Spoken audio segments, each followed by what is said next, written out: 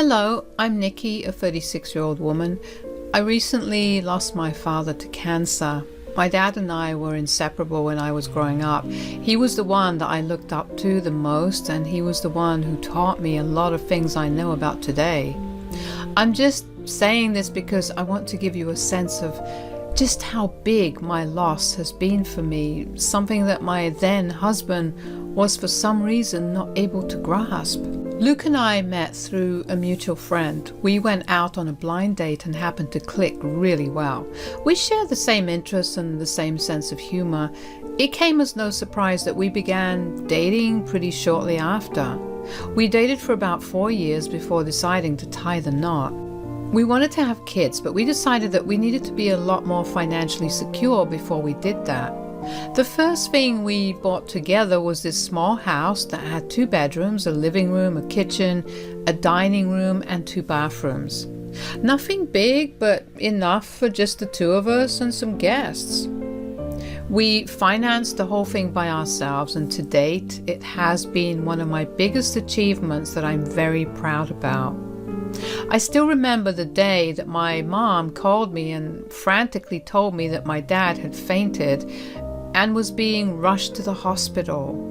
I panicked like crazy and dropped everything I was doing to go to the hospital and be with my parents. We were in there for hours as the doctors ran test after test on my dad. He had to be admitted to the hospital, and with every hour that passed, I knew that something horrible was happening to Dad. Dad had been in hospital for 2 days before we found out that he had pretty aggressive pancreatic cancer. I felt my entire world shatter around me when we found out. I was a mess for a long while after that. Dad remained in the hospital for the next 2 months, and I kept making trips to visit him. Luke was not happy with that. I feel like you're just never at home anymore. Luke, my dad just got diagnosed with cancer and he's in the hospital. Why the hell would I not be there with him every chance that I have? You being there isn't going to cure him. Hang back a little, let him rest. Are you implying that my being there is harming him? No, but if I was in his position, I wouldn't want to be constantly disturbed. I haven't been disturbing him at all. If you have a problem, be clear about it. I told you, I want you home more.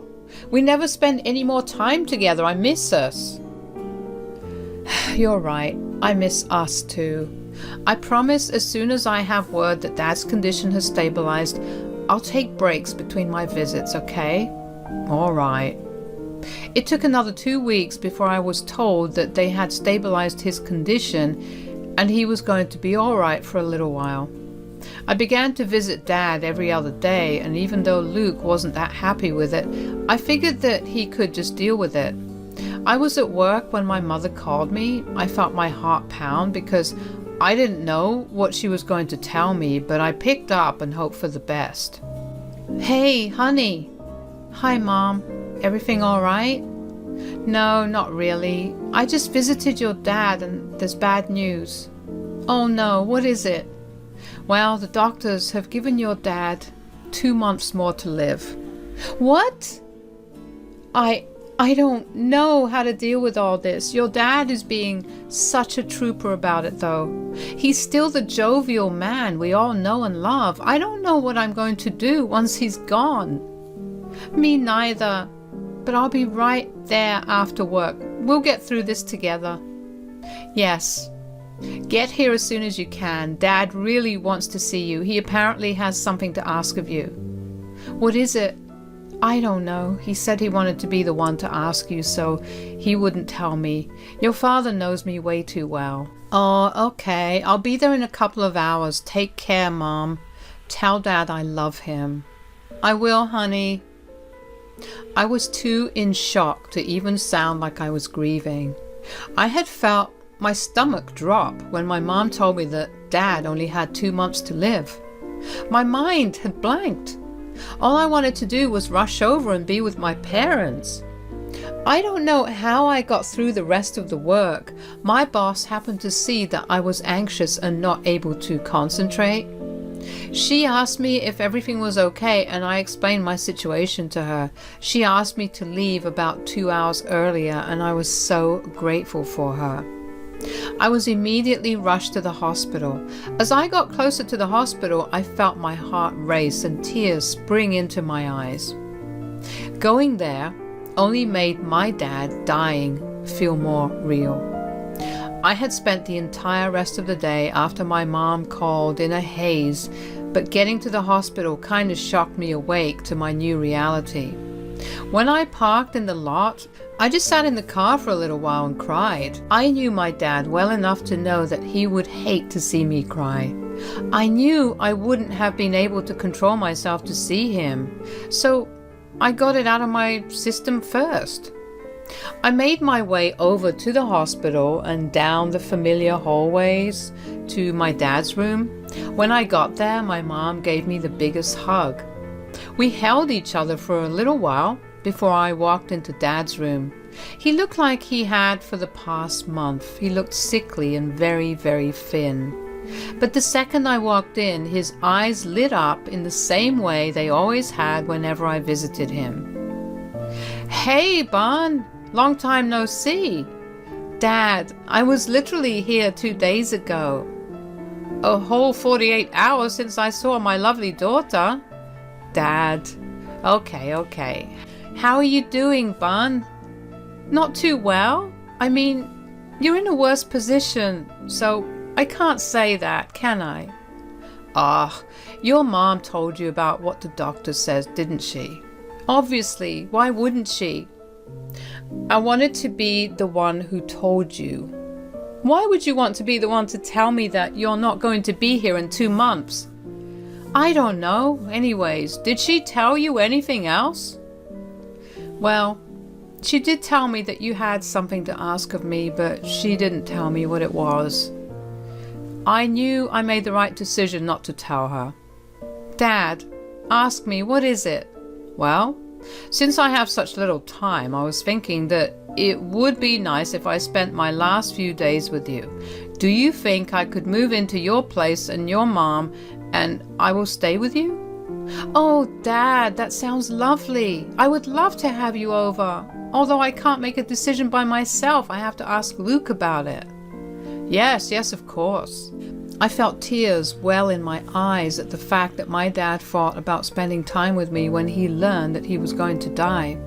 But I didn't cry in front of him.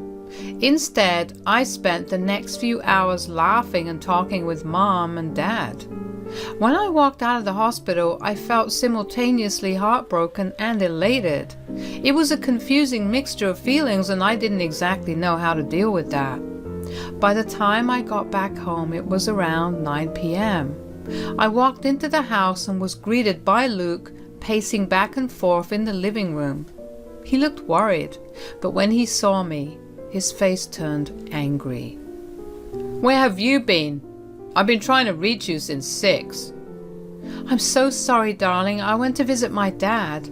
"Again?" "Well, yeah, he's in hospital." "Didn't you just go see him?" "So? He's my father. My mother called to tell me that he has only 2 more months to live." "Oh, I'm so sorry. God, I'm so sorry for being so awful about it too." "It's okay, I guess. You were worried about me." "Yeah. You weren't answering any of my calls or texts, and I freaked out. But what did you talk about with your parents?" "So, Dad had a request, but I couldn't say yes without checking in with you." "Oh, what is it?" "Well, Dad asked if he could spend his remaining days with us, as in he wants to move in with us." "Absolutely not." "What? Why?" "Your dad is filthy rich, and he has more than enough space in his own house to stay. Why does he want to come live in our already small home and cram it up some more with all his machines?" "What is wrong with you? The man is dying. It's his last wish." "Nonsense. If he lived here, I'm more than sure that he'd have plenty more final wishes that we'd have to break our backs to fulfill." "Are you actually being serious right now?" "Look, If he wanted to stay here, he should have contributed something towards our house payments. But from what I see, he chose to sit in his huge mansion and turn a blind eye to us. I was so angry that I didn't even know what to say. I calmly picked my things back up and drove to my parents' house. I couldn't believe the nonsense that Luke was spewing. Was that how he had always felt? Was that why he wasn't so empathetic about Dad's worsening health? Whatever it was nonsense. Luke knew firsthand how I had made it a point to never rely on my dad for any financial help once I graduated college. I had wanted to make it in the big world all by myself. I wanted to learn and grow. I didn't want Daddy's money to make my life easier. That was something I, and even my parents, are very proud of. Luke knew about all of that, but he still held resentment against my father, which was actually very stupid of him to do. If there was anyone he should be resentful of, it was me. My head was a mess after all the events of the day, so I just entered the house with my spare key and fell asleep on the couch. The next day, I made it to work and somehow got through it before rushing to the hospital. I was in the same clothes as the previous day, and I knew I looked like a downright mess. My parents obviously caught on to the fact that something was really wrong. I didn't let them ask me a thing until I found out about everything, about how my dad was feeling and doing. Eventually, when the conversation came to a lull, I knew that it would be inevitable that they would ask me why I looked so disheveled. So, are we going to talk about why you've shown up looking like you just got tossed in a tornado? Dad, what? I'm allowed to say that. I'm dying. Dad, please. Okay. But do tell us what happened to you. Yeah, I also got a notification through our security systems that someone entered our house, and I checked the footage and saw you passed out on our couch. What happened? Oh, nothing big, really. Nikki, tell us. It's nothing, really. Luke and I just ended up having a little fight. Is that about what I asked you yesterday? Don't worry about it, Dad. I'll make sure you come and stay with me. If this is going to cause some problems in your marriage, I don't want that, okay? Dad, you're not going to be here for long. If my husband can't empathize with that, maybe the marriage isn't worth it. I'll talk to Luke about it again, and if he doesn't agree, we'll just move you back home and I'll live with you guys.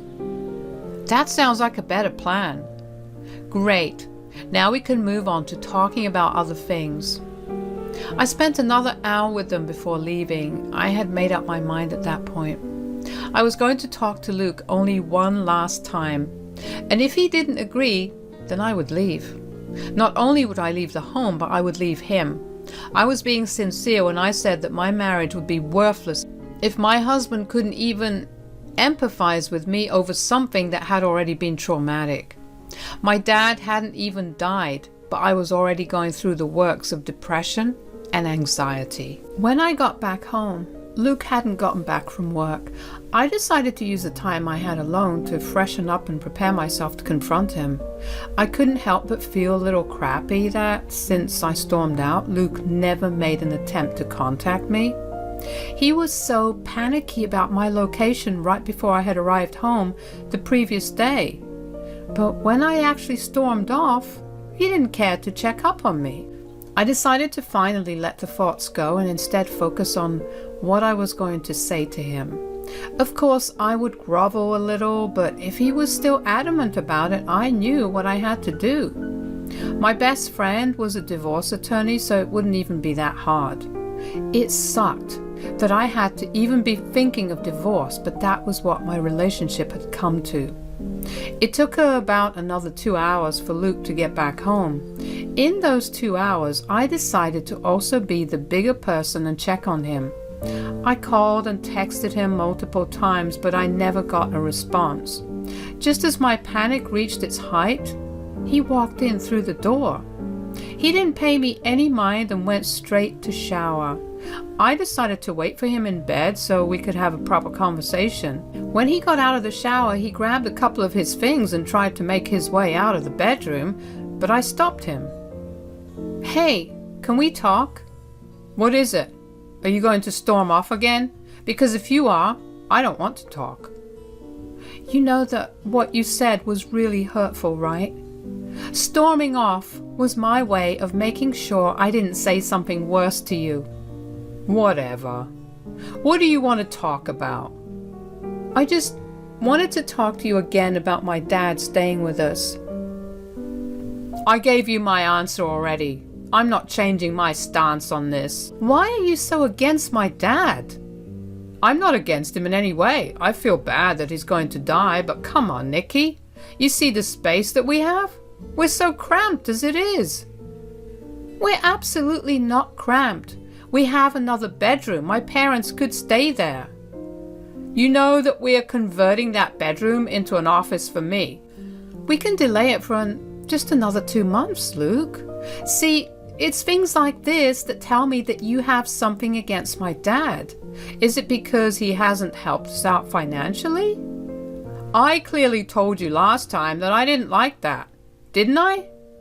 "Yes, but you also know that I was the one who insisted that he not help me in any way." "Sure, but did you ever think about me?